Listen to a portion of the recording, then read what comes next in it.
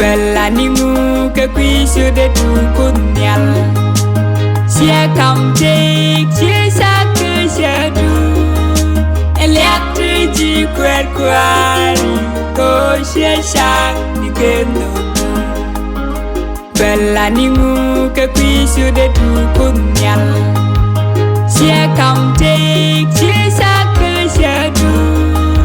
Elektrik ji kuat-kuari ko sia sang di gendong. Bajilar taluat jengut kuat kena debit. Bajilar taluat jengurau kena dibak. Bajilar taluat cek kedip jelalu jitaluat.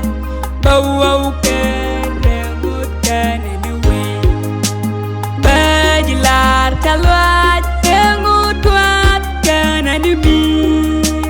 Bajilar taluat jengurau kena dibak. Bajilar taluat cek kedip jelalu jitaluat. Bau keremut kena duit.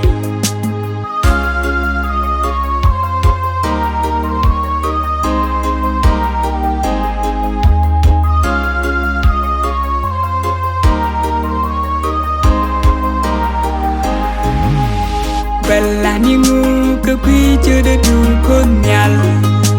Shan bibiat berjodoh oh. Betinjal kencek dengan engo kunyal gembira larong. Belanimu ke kui jodoh dukun nyal. Shan bibiat berjodoh oh. Betinjal kencek dengan engo kunyal gembira larong.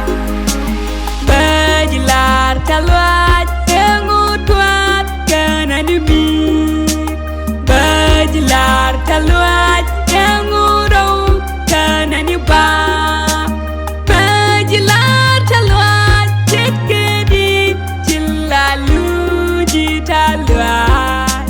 Bau keremut kena duit.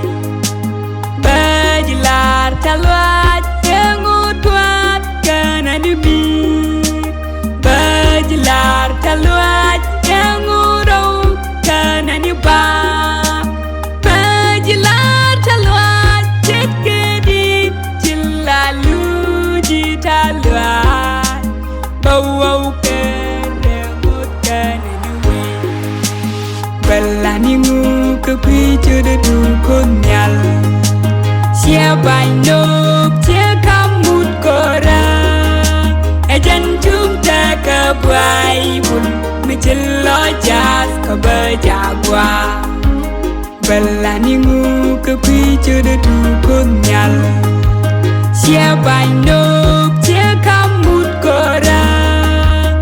Ejan jumta ke buai pun menjelok jas ke berjagua. Bajilar taluat jengut kuat kena debit. Bajilar taluat jengurau kena dibak. Bajilar taluat cek kedip jelalu jitaluat.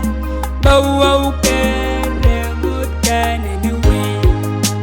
Bajilar taluat jengut kuat kena debit. Bajilar taluat jengurau kena dibak. Bajilar taluat cek kedip jelalu jitaluat. Bau keremut kena duit. Bau